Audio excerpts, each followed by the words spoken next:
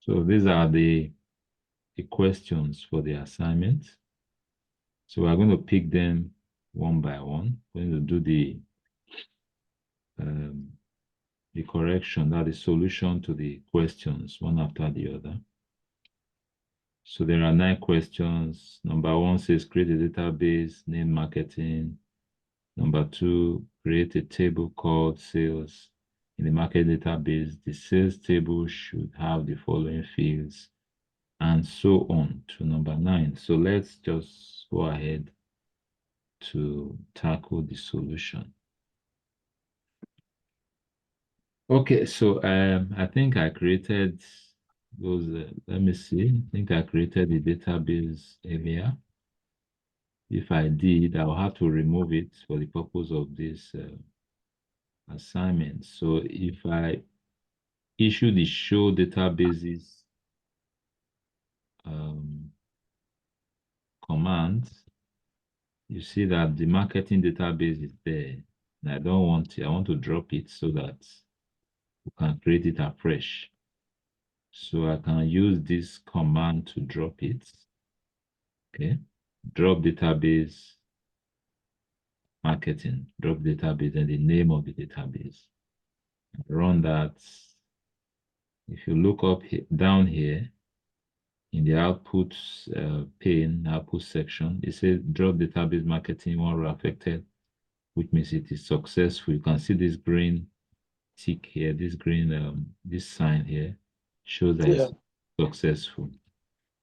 Okay, so for some of us, just in case you try to do some updates, run some commands, and it tells you that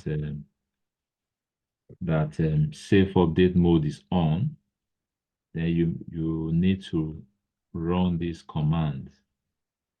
Okay, set safe updates equals 0. That will turn off safe updates, so that you don't have problem updating, running commands that update the database. Okay, so here are the solutions. Now, take note, wherever you see a hash sign, that's a comment, okay? So where there's hash sign, the MySQL will know that you are trying to put a remark or comment there. Okay, like this is just a heading now. This is not an SQL statement. So that's why I had to put the hash sign to tell SQL that this is a remark. It's not an executable statement. Also, this is the question. I just repeated the questions so we don't keep scrolling up and down to see the questions. So this is question 1 now. Question 1 says create a database named marketing. So this is the command to execute that. Create database marketing. That's all. But first of all, let's see. I dropped the database earlier. So let's check if the database was actually dropped successfully. Let me show databases again. You see that the marketing database is not there any longer. So it was dropped. So let's create it afresh. Create database marketing. Okay, you highlight that, click run, execute. That executes it. Create database, one row affected. So now, how do I check if the database was actually created? I can do show databases again. Let me just type it afresh. Okay, so I can do show databases.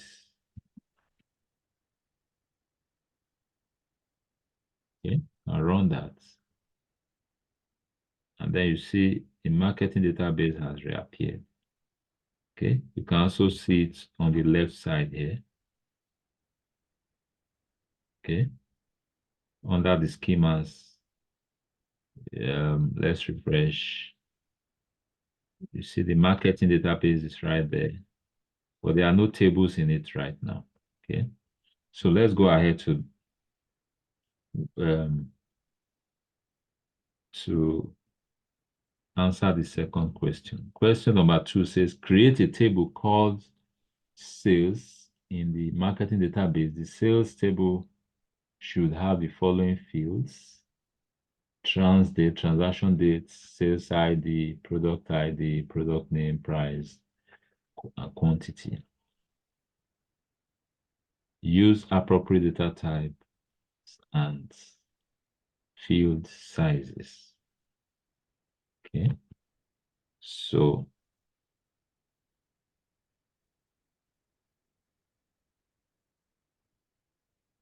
all right, so this is the solution to that. Create table marketing.sales. That's to say, create a table called called sales in the marketing database. That's marketing.sales. This is the database name. This is the table name. Okay, so within brackets, you define the columns or the fields. The first one is transaction date. Okay. Now I decided to add constraints.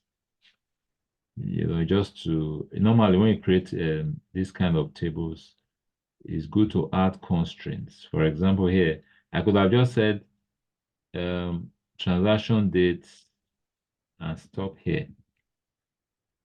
That would still have worked. Okay. But if I add that, not null,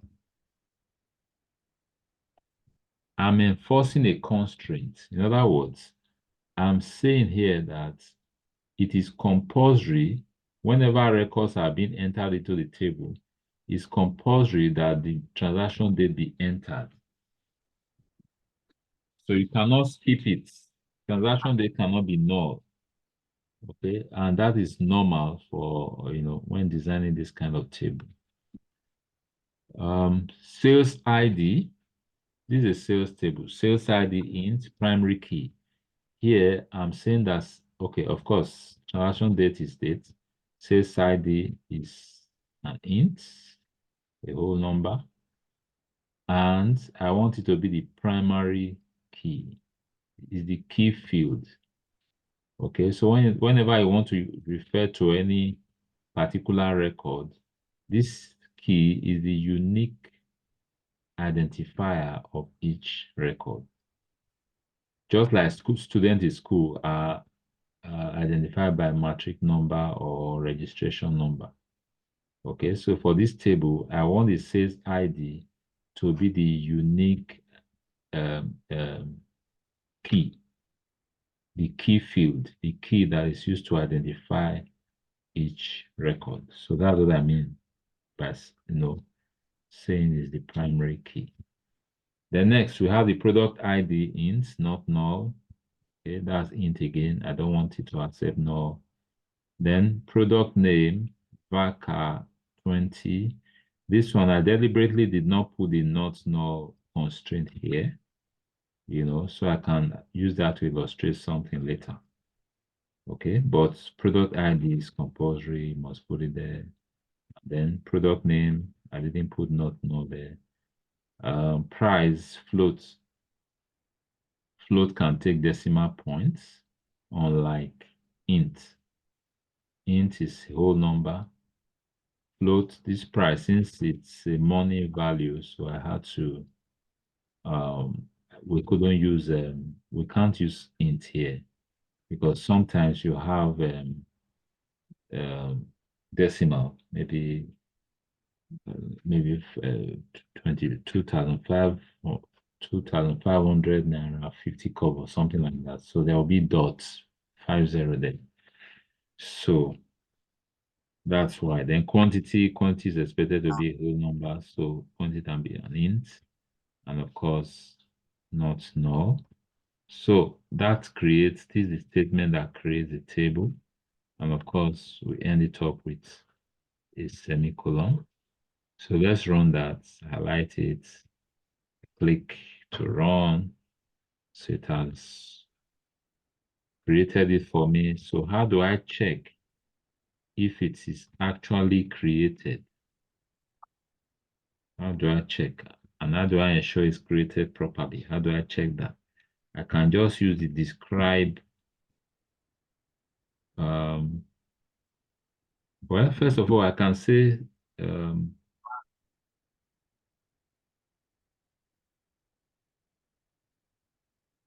I can say can just say use what's the name of our database? Marketing. And then I say show tables.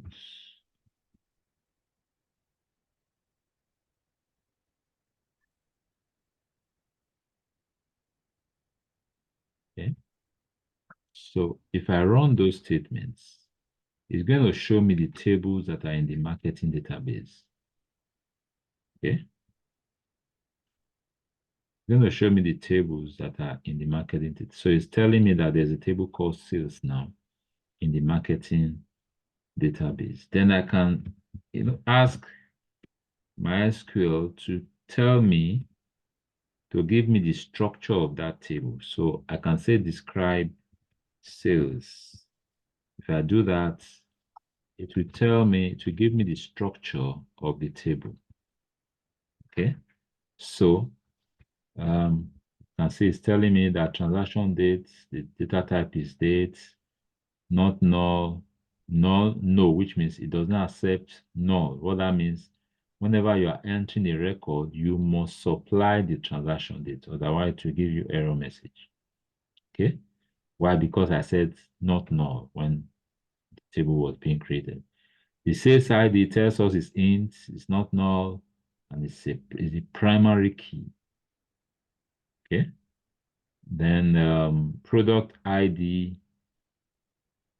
is int, not null. Product's name is varchar, that's variable character that can take up to 20 characters. Null, yes, which means you can accept null.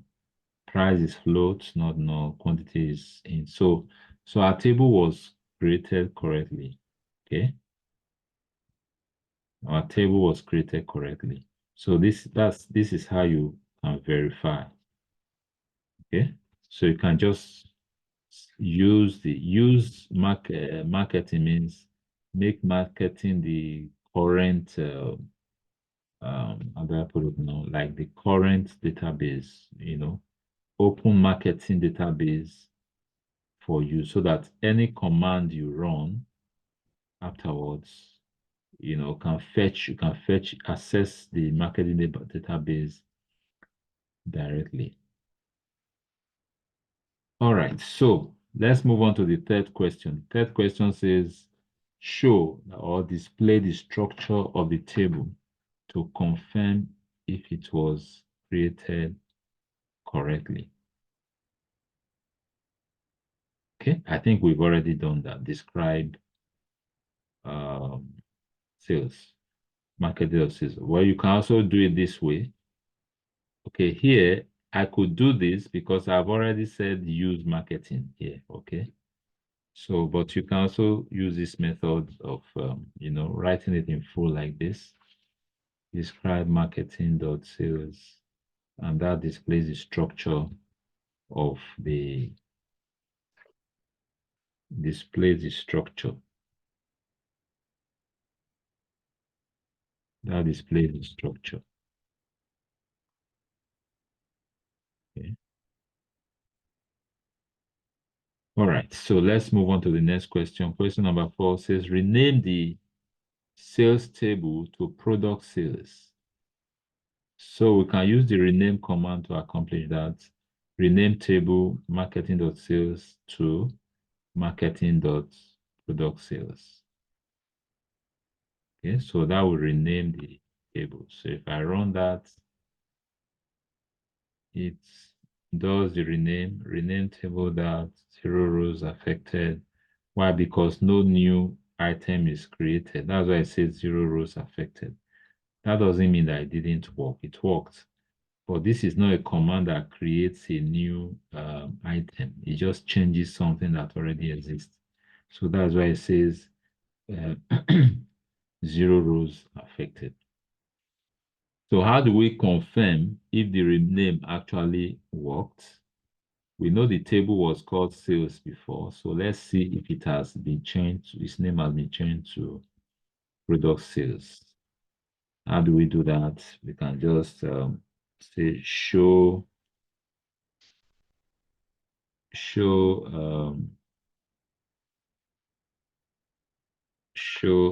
tables. Okay, so if you do show tables, it shows you the tables. 1 minute.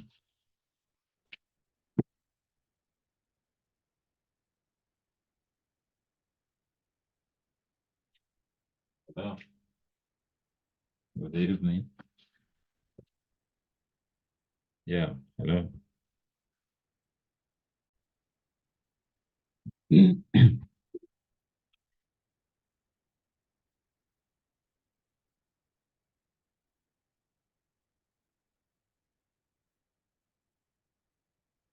So I stopped here, show tables. Yeah, we could also use this method. Okay, that's already done here anyway. So you could use this method. You could say use marketing and then show tables, or you could use this method as well. Show tables in marketing. Okay, so that will show the tables that are in marketing. We know it was sales before, but now it's product sales. Why? Because we renamed the table. We renamed it from sales to product sales. Okay, so that was question number 4. Question number 5. Uh, question number 5 says,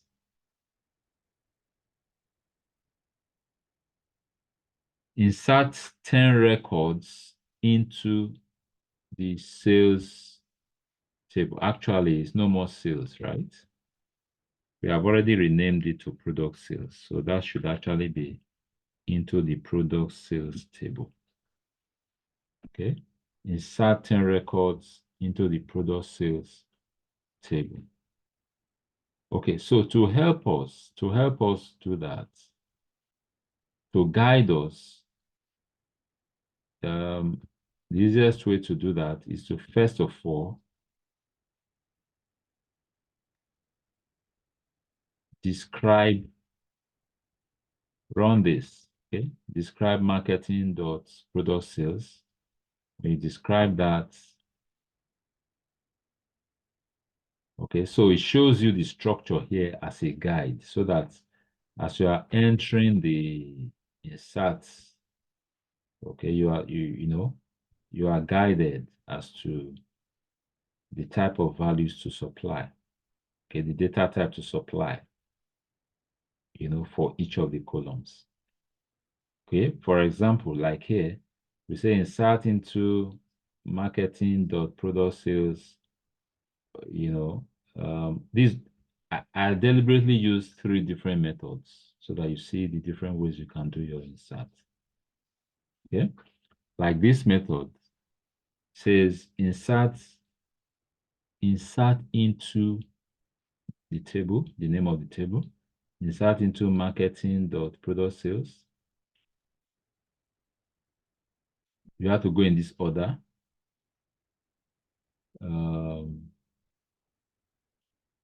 You have a transaction date, sales, sales ID, product ID, product name, price, quantity, all that in brackets. Then values, and you supply a value for each one. The first value should be the value for the transaction date. The second value, the sales ID. Third value is the product ID. The fourth is the product name. The fifth value is the price.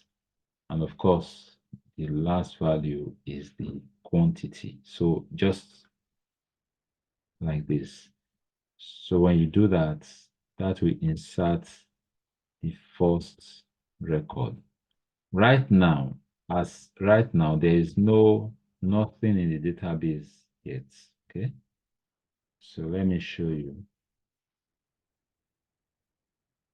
Let's see what I'm talking about. Let's see what I'm saying. If I'm to say select all, all is star from what? Marketing dot product sales.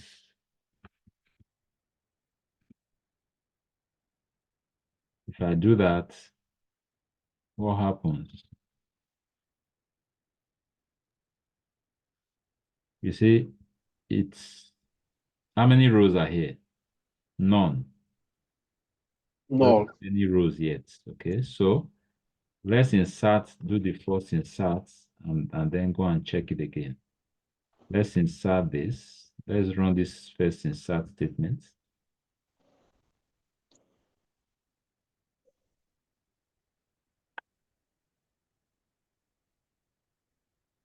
After running the insert statement,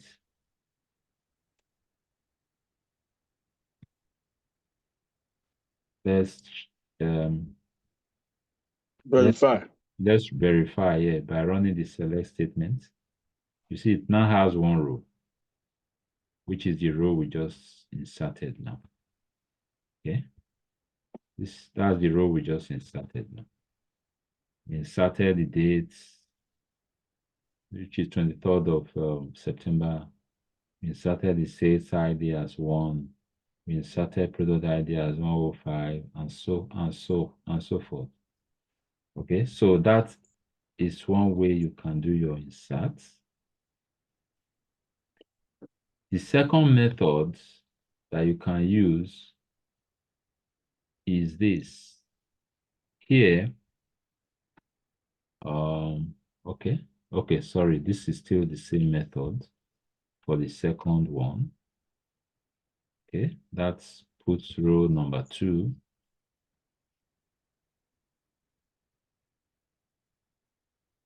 That's a similar method, so that doesn't require explanation. That, that knocks in row 2. Okay, so let's go to the third method. Now, another way you can do your inserts is to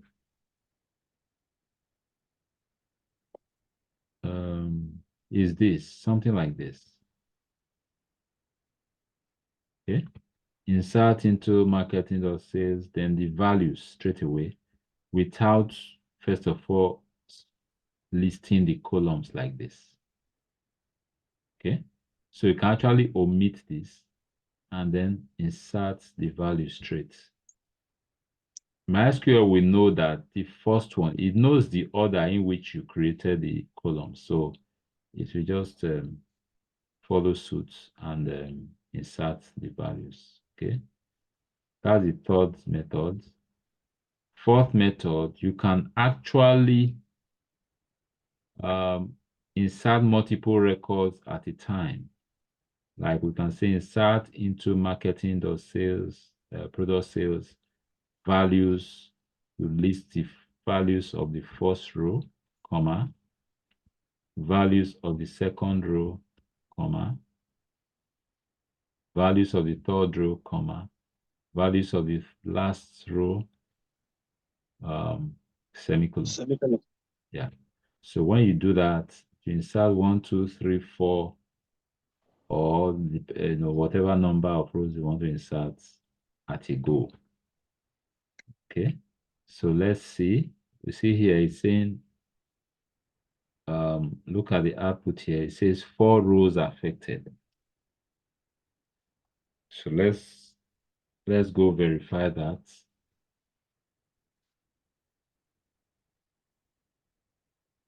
Go to your select. See now we have about 7 or so. So what does 6. 6? Okay. Yeah, 6. 1, 2, yeah, 6. 6 rows now. Okay. All right.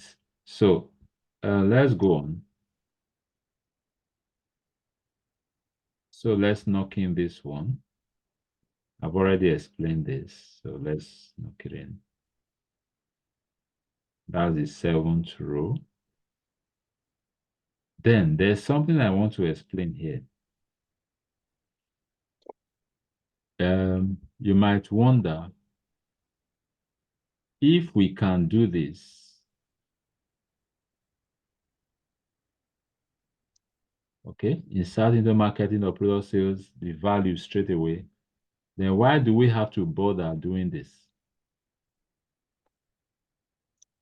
Insert into marketing or product sales, first of all, we list the columns before we list the values. You might wonder why do this when you can simply do this?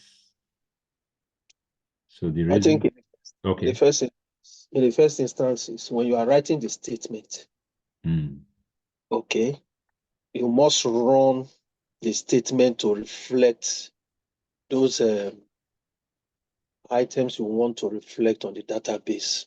That is the product sales and all the rest of it.